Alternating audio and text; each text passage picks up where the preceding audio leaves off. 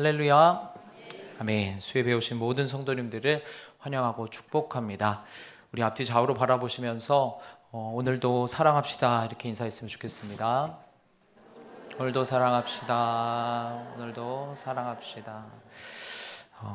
우리 교회 가운데 사랑이 풍성히 넘쳐나고 또 지치고 상한 우리의 마음들도 교회를 찾아올 때 사랑이 있으면 그것으로 회복되고 나아지는 그런 우리 모든 성도님들의 삶 되시기를, 또 우리 교회가 그렇게 사랑으로 충만한 교회가 되기를 예수님의 이름으로 축원합니다. 이렇게 시작한 것은 성경에서 하나님에 대한 가장 간결하지만 핵심적인 특징을 담고 있는 묘사 역시도 사랑이기 때문입니다. 요한일서 4장 16절은 하나님은 사랑이시다라고 말씀합니다. 사랑은 하나님의 성품의 가장 포괄적이며 그 짧은 단어 안에 많은 것을 담고 있는 표현입니다. 사도 요한은 뒤이어서 이렇게 말합니다. 그 사랑 안에 거하는 자는 하나님 안에 거하고 하나님도 그의 안에 거하시느니라. 사랑이신 하나님 안에 거하는 자, 사랑이신 하나님이 그의 안에 거하는 자, 그리스도인의 가장 큰 특징 역시 사랑이어야만 한다라고 요한은 말하고 있습니다. 한 사람의 그리스도인에 대하여서 저 사람은 이런 사람이야 라고 표현한다면 그 그리스도인이 들어야 할 가장 최고의 칭찬은 무엇이냐면, 저 사람은 참 사랑이 많은 사람이야. 저 사람은 정말 이웃을 사랑하고 그 이웃 사랑을 몸으로 잘 실천하는 사람이야. 이런 칭찬을 듣는 것일 것입니다. 이런 말을 우리 그리스도인들이 듣게 된다면 그것이야말로 정말 가장 큰 칭찬이고, 사랑이신 하나님이 우리 안에 거하고 계시다는 가장 큰 증거가 될 것입니다. 그러나 안타깝게도 오늘 본문의 말씀을 편지로 받은 고린도 교회의 상황은 그렇지 못하였습니다. 우리가 흔히 사랑장이라고 부르는 고린도전서 13장이 이렇게 긴 내용을 할애할 만큼 길게 사랑을 주제로 말씀하는 이유는 무엇일까요? 고린도 교회 안에 그만큼 사랑이 부족했기 때문이었습니다. 고린도 교회에는 많은 영적 은사들이 있었습니다. 바른 가르침과 교리도 있었습니다. 그러나 사랑이 없었습니다.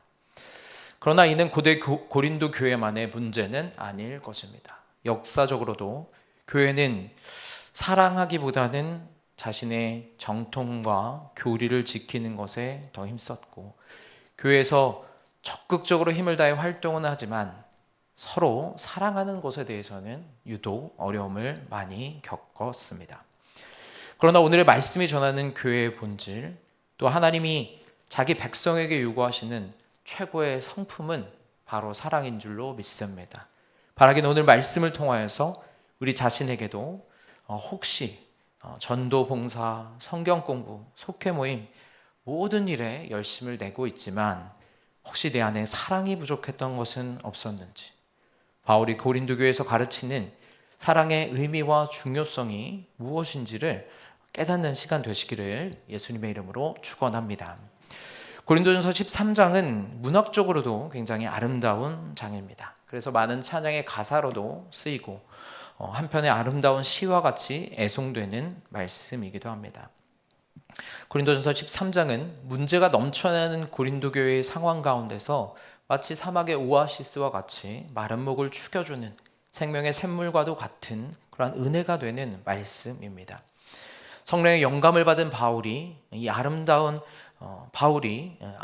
그 사랑에 대한 서술을 마치 사랑 그 자체이신 하나님, 또 그 아들 예수님의 초상화를 그린 것 같이 하나님과 예수님의 사랑을 아주 아름답게 표현한 시가 바로 이 고린도전서 13장의 말씀입니다. 그런데 성경의 보석과 같은 이 고린도전서 13장의 말씀을 우리가 온전히 이해하기 위해서는 이 말씀이 울려 퍼진 그 정황을 명확히 알아야만 합니다. 고린도전서 13장은 바울이 영적 은사를 길게 논하는 12장과 14장의 중심부에 딱 자리 잡고 있습니다. 12장에서 바울은 성령께서 각 사람에게 은사를 주심을 말하고 어떻게 이 은사들이 상호 조화를 이루어서 한 몸이 된 교회를 이루어갈지를 설명합니다. 각자에게 주어진 은사를 존중하면서 한 몸에 서로 다른 지체들을 인정하고 존중하듯이 서로에게 주어진 그 은사들도 존중하며 하나가 되어야 할 것을 강조하는 것이 12장의 말씀입니다. 은사의 바른 사용을 말하고 있습니다. 또한 14장에서는 교회 안에서의 방언의 사용에 관해서 조언하면서 5절에서 너희가 다 방언 말하기를 원하나 교회의 덕을 세우는 방향으로 해야 된다. 28절에서는 통역하는 자가 없다면 교회에서는 잠잠하라. 30절에서는 만일 다른 이에게 계시가 있다면 먼저 말하고 있던 너는 잠잠하라. 이렇게 질서를 세우는 말씀을 합니다. 바울이 이와 같이 14장에서 말씀하는 이유는 무엇입니까? 고린도 교회 안에 방언의 은사가 굉장히 이렇게 그것을 사모하고 그것의 매력을 느끼는 이들이, 방언이 가진 그 어떤 신비함의 사모함과 매력을 느끼는 이들이 많아지면서 예배 중에 서로 자기가 나서서 방언을 하겠다라고 하는, 이렇게 마치 방언을 자랑하듯이 하는 그런 모습들이 있었던 것입니다. 그러나 바울은 모든 은사는 서로에게 덕을 세우기 위해서 사용되어야 함을 강조하면서 두세 사람만이 차례에 따라서 또 통역이 있을 때에만 방언의 은사를 공개적으로 행해야 한다. 이런 가르침들을 14장에서 가르쳤습니다. 그렇지 않은 경우에는 자기와 하나님 사이에서 이 방언의 은사를 개인적으로 사용하도록 바울은 가르쳤습니다. 고린도전서 13장은 이처럼 성령의 은사에 대해 지대한 관심을 보이고 있는 이 고린도 교회를 향해서 서로 자기의 은사를 자랑하고 드러내기를 좋아하고 있는 이 고린도 교회를 향해서 그 은사들의 내용의 중심에 선포된 말씀입니다. 그 의미는 무엇이겠습니까? 영적 은사를 가졌다고 해서 반드시 그가 성령의 어떤 성품을 가지고 예수님의 마음을 가지고 행하는 것은 아니라는 것이었습니다. 고린도 신자들은 그들 안에 성령의 은사는 풍족하게 나타났지만 그들의 어떤 진정한 영적 삶에서 나오는 성령의 열매, 그들 안에 있는 어떤 인내와 사랑과 서로를 받아주는 온유함이 부족했습니다. 특별히 바울은 고린도 신자들 안에 사랑이 부족했다라고 말합니다. 사랑이 없을 때, 그들 안에 이러한 성령의 어떤 성품과 열매가 없을 때 성령의 은사라는 것이, 그런 어떤 능력과 은사라는 것이 육신적으로 작동될 수밖에 없었기 때문에 바울은 이 성령의 은사를 말하던 그 중간에 사랑에 대해서 긴 지문을 할애하면서 말씀을 전하고 있는 것입니다. 그는 먼저 사랑의 절대적인 가치를 1절부터 3절에서 말씀하고 있습니다. 아무리 중요한 은사나 예언과 지식, 순교라 할지라도 사랑이 없이는 아무것도 아니다 라는 사랑의 절대적 가치를 말합니다. 우리 1절부터 3절의 말씀을 함께 읽어보겠습니다. 시작. 내가 사람의 방언과 천사의 말을 할지라도 사랑이 없으면 소리나는 구리와 울리는 꽹과리가 되고, 내가 예언하는 능력이 있어 모든 비밀과 모든 지식을 알고 또 산을 옮길 만한 모든 믿음이 있을지라도 사랑이 없으면 내가 아무것도 아니요 내가 내게 있는 모든 것으로 구제하고 또 내 몸을 불살하게 내줄지라도 사랑이 없으면 내게 아무 유익이 없느니라. 아멘. 바울은 이 1절부터 3절의 말씀에서 굉장한 그 어떤 과장법을 사용해서 말씀을 전하고 있습니다. 그는 다양한 예를 들면서 내가 본인을 주어로 삼습니다. 내가 절대적으로 무언가를 완전하게 어떤 예언이나 믿음이나 또는 방언이나 이런 것들을 완전하게 할 수 있고 내가 무언가를 온전히 행할 수 있는 자가 된다 할지라도 사랑이 없다면 나는 아무것도 아니다 라고 말하고 있습니다. 먼저 그는 1절에서 내가 사람의 방언과 천사의 말을 할 수 있다라고 상정하여 이야기를 합니다. 바울 자신이 가장 훌륭한 사람들의 어떤 그 기교와 유창함으로 말할 수 있는 능력, 유려하게 말할 수 있는 능력을 가졌다 할지라도 마치 천사들과 대화할 수 있을 정도로 천사들과 대화를 나눌 수 있을 정도의 그러한 유창한 말을 할 수 있는 능력을 가졌다 할지라도 사랑이 없다면 나는 소리나는 구리와 울리는 꽹과리가 될 수밖에 없다라고 말합니다. 2절에서는 예언하는 능력이 있어 모든 비밀과 모든 지식을 알지라도 사랑이 없으면 아무것도 아니다라고 말씀합니다. 예언은 영적인 은사 중에서 가장 큰 그러한 은사입니다. 예언하는 자는 사람들이 알고 이해할 수 있도록 하나님의 말씀, 하나님의 진리를, 깨달은 하나님의 말씀과 진리를 선포하는 권세가 있기 때문입니다. 그들은 모든 비밀, 어떤 신령한 영적 이해를 갖고 있고 모든 지식, 하나님이 가르쳐 주신 모든 지식들을 갖고 있기에 바울은 자신이 이 계시된 모든 비밀과 더불어 계시되지 않은 어떤 그러한 비밀까지도 내가 완벽하게 이해할 수 있다 하더라도, 그 모든 지식을 완벽하게 이해할 수 있다 하더라도 사랑이 없으면, 최고의 영적인 열매인 사랑이 없으면 이러한 영적인 이해, 이러한 예언할 수 있는 능력마저도 아무짝에도 쓸모없는 것이다 라고 말씀하고 있는 것입니다. 심지어 바울은 산을 옮길 만한 모든 믿음이 있어도 사랑이 없으면 아무것도 아니다 라고 말합니다. 바울이 여기서 말하는 믿음은 구원에 속한 믿음이 아니라 어떤 주님을 향한 확신, 주님을 향한 기대의 믿음을 의미합니다. 하나님이 그분의 자녀들을 위해 놀라운 일을 행하실 것이다 라고 하는 그 어떤 믿음의 은사, 하나님 향한 깊은 신뢰, 그 믿음의 크기가 마치 산을 옮길 수 있을 것 같은 그러한 믿음을 바울 그 자신이 가졌다 할지라도, 바울은 내가 산을 옮길 만한 믿음이 있어도 사랑이 없으면 나는 아무것도 아니다, 나는 아무것도 아니다 라고 강조하고 있는 것입니다. 이에 대한 좋은 예가 바로 선지자 요나일 것입니다.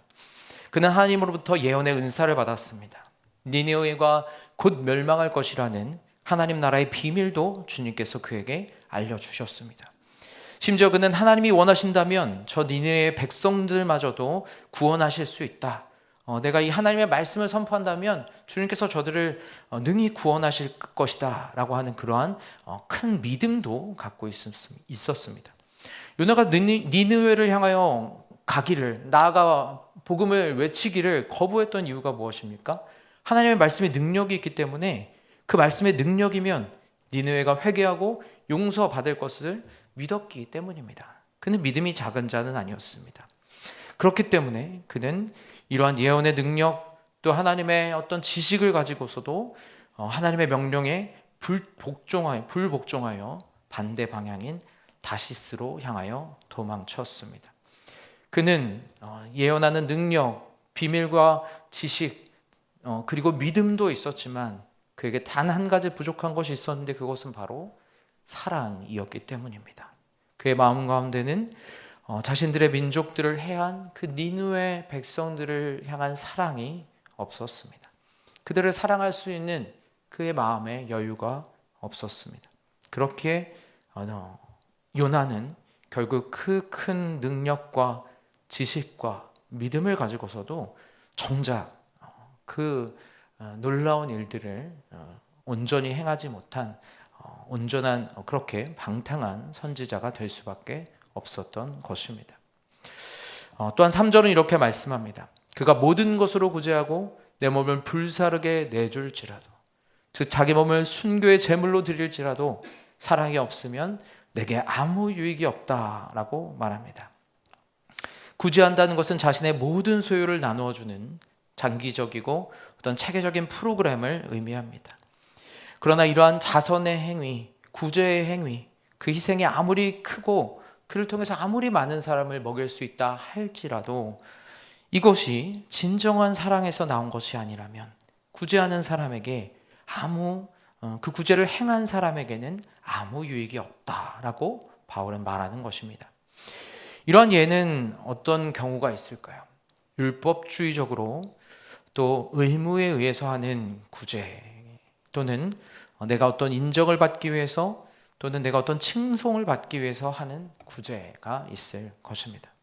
바울은 이렇게 온전한 마음을 갖지 않은, 온전한 동기를 갖지 않은, 사랑의 마음을 갖지 않은 구제는 주님 앞에서 아무 유익이 없다라고 말하고 있습니다. 아무리 그렇게 나 자신을 구제함으로 내어주고 또 나 자신을 헌신함으로 내어준다 할지라도 그 안에 사랑이 없다면 그것은 아무것도 아니다라고 말하고 있는 것입니다. 바울은 이 1절부터 3절까지의 말씀은 지속적으로 1인칭 시점에서 말하였습니다. 내가 천사의 말을 하고 내게 예언의 능력이 있고 또 내게 산을 옮길 만한 믿음이 있더라도, 그는 마치 기독교 신앙이 가진 온갖 좋은 것들, 기독교 신앙의 온갖 보물들과 같은 것들을 다 가져다 둔 후에 그럼에도 불구하고, 이런 것들이 있다 하더라도 그럼에도 불구하고 내게 사랑이 없다면 나는 아무것도 아니고 내게는 아무런 유익도 없고 나는 아무것도 얻지 못한다. 사랑이 없으면 그 모든 좋은 것들은 아무것도 아니다 라고 아주 강조하여 사랑을 높이고 있는 것입니다. 기독교 신앙에 있어서 사랑은 이 모든 은사, 또 믿음과 구제와 헌신을 뛰어넘는 절대적인 가치를 지니고 있음을 바울은 말합니다. 그는 사랑의 제일임을 말하고 있습니다. 그가 이토록 사랑을 강조하는 이유는 무엇일까요? 고린도 교회가 하나가 되기 위해서, 아니 고린도 교회뿐만 아니라 당시 바울이 개척한 모든 그 초대의 교회가 하나가 되기 위해서 교인들의 마음에 가장 부족했던 것은 바로 아가페의 사랑이었습니다.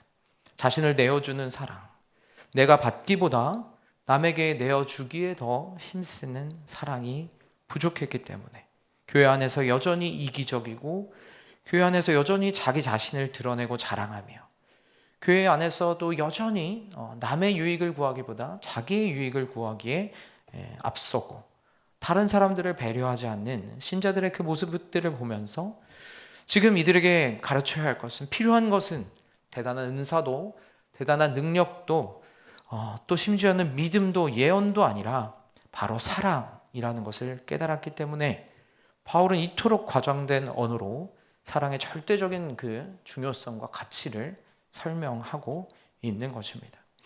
이는 초대교회뿐만 아니라 오늘날의 우리 교회 가운데도 필요한 외침일 것입니다. 제가 최근에 속회 모임을 하면서 또 신방을 하면서 들었던 너무 좀 가슴이 아팠던 말 중에 하나는 제가 우리 교회에서 사랑을 받지 못하고 있는 것 같아요. 또는 다른 분들이 나에게 별 관심이 없는 것 같아요. 이런 이야기를 들을 때 굉장히 마음이 아프고 왜 그렇게 느끼실까? 그러지 않을 텐데. 내가 아는 우리 교회는 정말 사랑이 많고 따뜻한 교회인데 왜 그렇게 느끼시는 걸까? 굉장히 마음 아파했던 그런 시간들이 몇 번 있었습니다. 그러면서 생각을 해보게 되었습니다. 어쩌면 우리에게 우리 공동체, 우리 교회인들 안에서 이미 친한 어떤 사람들 안에서는 서로 많이 사랑하고 있고 또 서로 많이 교제하고 있고 사랑을 나누고 있지만 그 사랑을 또 어떤 새로운 사람들, 또 우리에게 지금 새신자들이 또 많이 찾아오고 있는데 그런 사람들에게 관심을 갖고 사랑을 하는 것에 있어서는 아직 우리에게 뭔가 부족함이 있구나. 아직 우리에게 뭔가 사랑의 훈련이 더 필요하구나. 이런 생각을 해보게 되었습니다. 우리에게 아직 이웃을 돌아보는 진정한 사랑, 나보다 이웃의 유익을 더 생각하는 희생적인 사랑, 고린도전서 13장이 지금 우리에게 말씀하고 있는 아가페 사랑이 우리에게 정말 더 많이 필요하구나 생각해 보게 되었던 것 같습니다. 사랑하는 여러분, 우리에게 아무리 많은 능력과 열심과 헌신과 은사가 있을지라도 사랑이 없으면, 바울의 말씀과 같이 사랑이 없으면 우리가 아무것도 아님을 기억하시기를 간절히 축원합니다. 주님, 우리의 마음에 성숙한 사랑의 성품을 주시옵소서. 나보다 이웃을 먼저 돌아보게 하시고 내가 친하고 편하게 여기는 사람보다 우리 교회 이제 처음 오신 분들, 이제 적응해 나가서 서먹서먹해 하시는 분들께 내가 더 먼저 다가갈 수 있는 그러한 용기를 내게 주시옵소서. 그렇게 더욱 더 온전한 사랑으로 나뿐만 아니라 우리 이웃들을 우리 옆에 있는 다른 지체들을 믿음으로 세워갈 수 있는 우리 모든 선한목자교회 성도님들 되시기를 예수님의 이름으로 축원합니다. 앞절에서 사랑의 절대적인 가치를 강조한 바울은 이제 4절부터 7절 말씀에서는 사랑의 특징을 15가지의 다양한 색깔로 표현합니다. 이는 성경에서 가장 완전하게 사랑을 가장 폭넓게 묘사하는 부분입니다. 저는 그 중에 몇 가지 핵심적인 말씀들을 여러분과 함께 나누며 우리의 사랑을 일깨우고 설교를 정리하려고 합니다. 먼저 첫 번째는 사랑은 시기하지 아니하며 자랑하지 아니하며 교만하지 않습니다. 시기는 모든 그리스도인이 싸워야 할 가장 힘든 싸움 중에 하나입니다. 우리는 어떤 능력에서나 재력에서 더 나은 사람들이 우리 주위에는 언제나 있기 마련이기에 누군가 무엇인가를 나보다 더 잘할 때에 우리 모두는 어떤 그들에 대해서 시기하려는 마음, 시기하려는 유혹을 마주할 때가 있습니다. 성경 안에도 많은 시기의 모습들이 나옵니다. 하와는 하나님을 시기하여 하나님처럼 되고 싶어 했고 하나님이 아는 것을 알고 싶어 했기에 선악과를 따먹었습니다. 인류의 첫 죄악 역시도 시기하는 마음에서 시작되었습니다. 인류의 첫 살인 역시도 동생을 시기한 가인으로부터 시작되었습니다. 요셉을 시기한 형들이 동생 요셉을 노예로 팔아버립니다. 다니엘이 사자굴에 던져진 것은 바벨론의 동료 관리들의 시기 때문이었습니다. 시기함은 이처럼 사람들에게는 너무나도 자연스러운 감정이기 때문에 저는 사실 이 설교를 준비하기 전에 이건 나한테 너무 자연스러운 감정인데 과연 내가 이걸 극복할 수 있을까? 이런 생각을 가지고 있었던 것 같습니다. 그러나 사랑은 그 시기를 이기게 하는 힘인 줄로 믿습니다. 다행히도 성경 안에 이러한 숱한 시기의 이야기들과 대조를 이루는 이야기가 있습니다. 말씀이 있습니다. 그것은 바로 요나단이 다윗을 사랑한 이야기입니다. 다윗은 요나단보다 훌륭하고 또 인기도 많은 용사였을 뿐 아니라 정상적이라고 한다면 요나단이 물려받아야 할 왕좌를 위협하는 인물이었습니다. 그러나 성경은 요나단이 친구 다윗을 크게 존경하고 사랑했다라고 말합니다. 사무엘상 20장 17절에서 요나단이 자기 생명을 사랑함 같이 다윗을 사랑하였다라고 기록합니다. 요나단의 아버지 사울은 다윗을 향한 시기심 때문에 자신의 왕좌와 자신이 받을 수 있는 그 복을 잃어버렸습니다. 그러나 요나단은 자신의 왕좌를 기꺼이 포기하면서도 더 큰 복을 받았습니다. 그는 다윗을 향하여서 시기의 마음을 갖지 않고 시기의 마음을 버리고 다윗이 하나님이 세우신 왕임을 인정하며 또한 그의 능력과 그의 탁월함을 인정하며 그를 존중하고 사랑하기를 선택했기 때문에 요나단은 풍성한 은혜와 복을 누릴 수 있었습니다. 또한 아브라함에게 아들 이삭이 없었을 때까지 그의 종 엘리에셀이 아브라함의 상속자가 될 수 있었습니다. 그러나 이삭이 태어남으로 인하여서 종 엘리에셀이 자신의 상속권을 잃었음에도 불구하고 그는 창세기 말씀을 보면 아브라함의 명령에 따라서 기쁨으로 이삭의 아내를 찾아 길을 떠나는 모습을 보여줍니다. 그리고 그는 진심과 성심으로 그 일을 수행하고 기도하여서 결국에는 이삭을 위해서 하나님이 예비하신 아내를 잘 찾아 돌아오는 모습이 성경에 그려져 있습니다. 만일 이 종 엘리에셀이 이삭을 시기하는 마음을 가지고 있었다면 이 일은 가능하지 않았을 것입니다. 이 일이 가능했던 것은 종 엘리에셀의 마음 가운데 주인 아브라함을 향한 진정한 사랑이 있었기 때문인 줄로 믿습니다. 사랑하는 사람은 절대 시기하지 않습니다. 그는 이웃의 성공을 함께 기뻐할 수 있습니다. 그리스도인에게 시기는 절대 자연스러운 감정이 아님을 기억하시기를 축복합니다. 그런 마음이 우리 안에 올라올 때마다 저도 잘 되지 않는데 그런 마음이 우리에게 올라올 때마다 주님 제 마음을 주님의 사랑으로 주님 제 마음을 그 주님의 사랑함으로 용서함으로 이해함으로 채워주시옵소서. 그렇게 기도하며 나아갈 때에 우리의 마음도 요나단과 엘리에셀과 같이 시기심을 이기고 내 자신에 있는 모습 그대로를 인정하고 사랑하며 또한 그 사람도 그 사람의 그 모습 맛도 인정하고 사랑할 수 있게 될 줄로 믿습니다. 시기와 반대되는 유혹은 바로 자랑하려는 유혹입니다. 우리가 시기하지 않는다면 반대로 자기 자신을 자랑하게 됩니다. 자랑이 더 넘어서면 교만하며 우쭐대게 됩니다. 자랑은 다른 사람으로 하여금 시기심을 유발하게 합니다. 그리고 자기를 자랑하는 것은 결국 다른 사람을 나보다 낮추고 내가 그 위에 올라가려고 하는 의도를 담고 있습니다. 그러므로 자기 자랑은 사랑과는 함께할 수 없는 성품입니다. 고린도 성도들은 영적인 자랑꾼들이었습니다. 그들은 자신의 화려한 은사를 자랑하고 사람들의 주목을 받기를 원했습니다. 이러한 자들은 교회의 조화와 질서, 성도의 교제와 덕을 세우는 것에는 관심이 없었습니다. 오로지 자기 자신을 과시하는 데에만 관심이 있었습니다.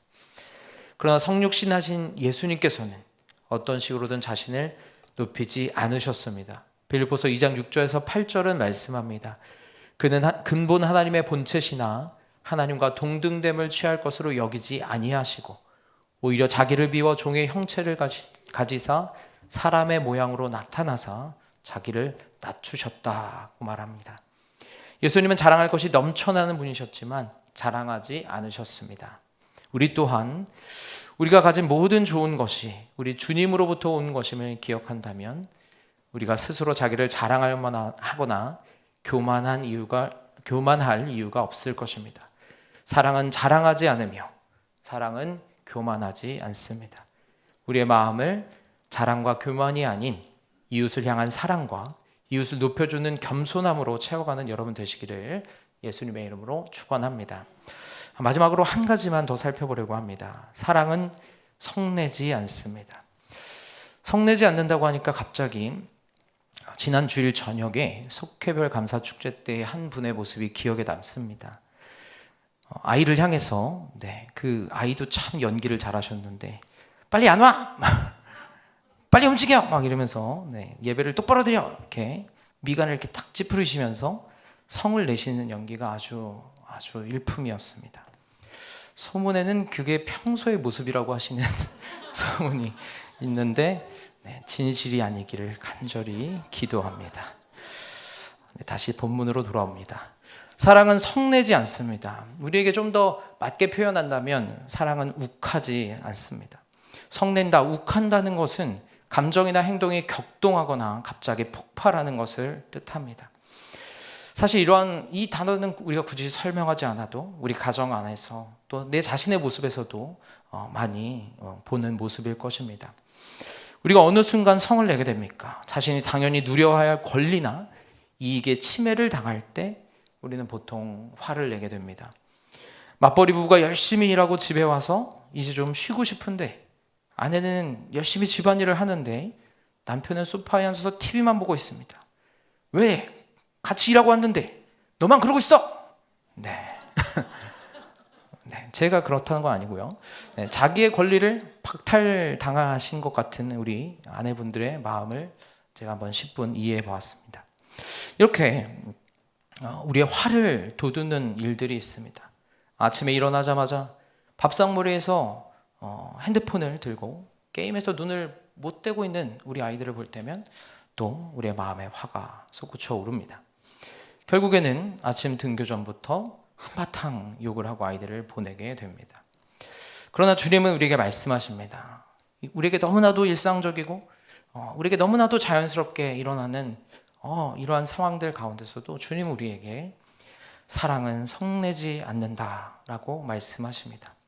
아가페의 사랑이 우리에게 더 커져간다면 주님께서 우리의 일상의 이러한 성냄과 욱함들도 다스리고 회복할 수 있도록 인도하여 주실 줄로 믿습니다. 설교를 준비하며 성냄에 대한 좋은 어떤 내용이 있어서 그 내용을 나누고 설교를 마치려고 합니다. 아내나 남편의 말이나 행동에 계속 흥분하고 화를 낸다면 아내나 남편에게 사랑한다고 말하더라도 먹히지 않는다. 자녀가 짜증을 일으키고 우리의 계획을 방해하는 짓을 했다고 걸핏하면 자녀에게 소리를 지른다면 자녀에게 사랑한다고 말하더라도 먹히지 않는다. 이렇게 항변해봐도 소용없다. 내가 성질을 자주 부리지만 몇 분이면 끝날 거야. 원자폭탄도 그렇다. 아주 짧은 시간이 큰 피해를 입힌다. 성질은 언제나 파괴적이며 작은 성질 폭탄이라도 많은 상처와 피해를 남길 수 있고 주기적으로 폭발할 때 특히 그렇다. 성질을 부리는 것은 사랑이 없기 때문이며 사랑만이 유일한 치료약이다. 여기까지입니다. 자신에게서 벗어나서 이웃의 또 내 가족의 그 마음과 유익에 자기의 어떤 권리와 내 마음을 생각하는 곳에서 더 넓어져서 이웃의 마음, 내 가족의 마음과 유익을 주의하고 집중할 수 있다면, 그러한 사랑의 마음을 품을 수 있다면, 우리 안에 그 마음들, 내 자기중심적인 태도를 내려놓을 때 우리 안에 그 마음이, 우리 안에 성냄이 사랑으로 다스려지고 사랑으로 변화될 줄로 믿습니다. 말씀을 정리합니다. 제가 지난 설교에서는 화양지구 성전에 가기 전에 우리가 전도하자는 말씀을 강조했다면, 오늘 우리가 한 가지 더 강조하고 싶은 것은 사랑입니다. 하나님께서 우리 교회에 많은 영혼들을 보내주실 때에 우리가 그들을 잘 품고 영적으로 잘 인도하고 양육하기 위해서 우리에게 필요한 기본기는 바로 사랑일 것입니다. 그런데 그런 이 사랑이라는 것이 이기적인 우리에게는 가장 어려운 숙제이기도 합니다. 하지만 우리를 먼저 사랑하신 예수님의 사랑, 또 하나님의 사랑을 기억하면서 본받아서 우리가 그 사랑의 길을 걸어가기를 예수님의 이름으로 축원합니다. 우리 안에 아가페의 사랑, 이웃의 유익을 우선하는 사랑, 그렇게 나를 버리고 내 편함을 버리고 이웃을 더 믿음으로 세워주는 그러한 온전한 사랑이 더욱더 커져가는 우리 선화목절교회의 성도님들 되시기를 예수님의 이름으로 축원합니다. 함께 기도하겠습니다.